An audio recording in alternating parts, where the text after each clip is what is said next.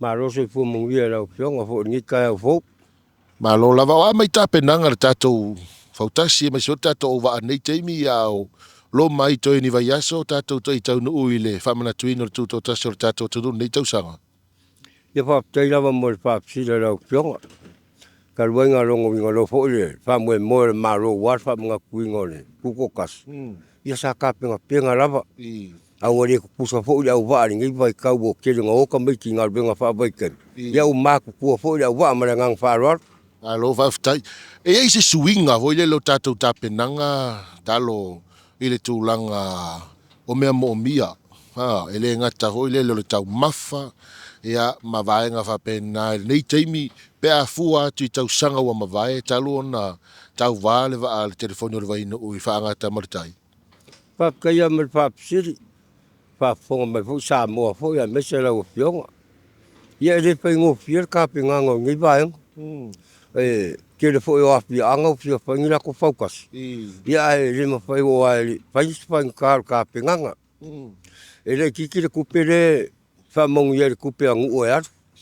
Wa ka pe ngango ka singa wa fa mo a ko lo ngu o wa. Mara ngang pa ro.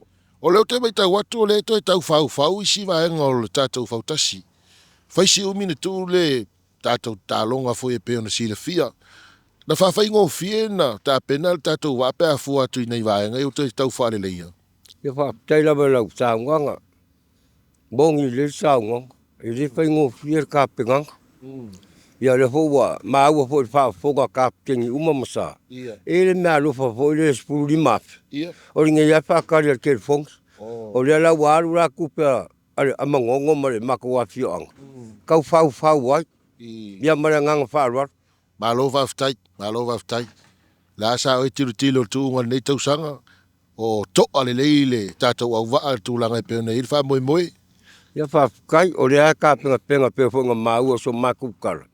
Ia o le au waa fōu. Wa maranga umai whafo i ngā benga whawaiken. Ia o isi fōu o makukua.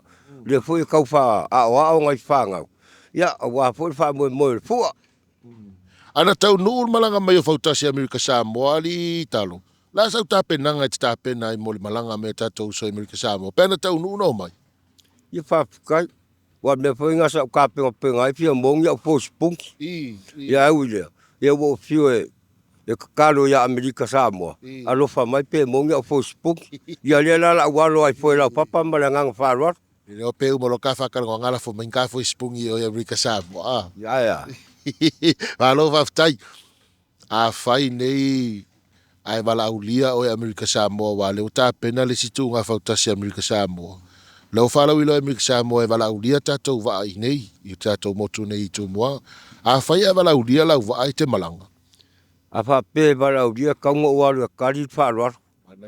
Ke alu a kari whaaruaru. A se suangi au pōsi pungi o lore a kari whaaruaru. Maranganga whaaruaru. Alo waftai. Oro siri muli. O iei se au wa o tau wāl tātou tūnga whautasi nei tau sanga peo le ki kau whawhiwhiwhi ai. Mau tāpenanga. Ia whaafukai. Whaafukai fōi ka penga umo sāro whaamoe wāt whaamaruinga o kuko kasi o Samoa. Ia o peanga uwhai aku. O rea ka penga ro sā. O ia whaamoe ai le ri. Alofa mai le ngā ruenga. Ia o rea kukusa ai le kere whongi ngi vai kau.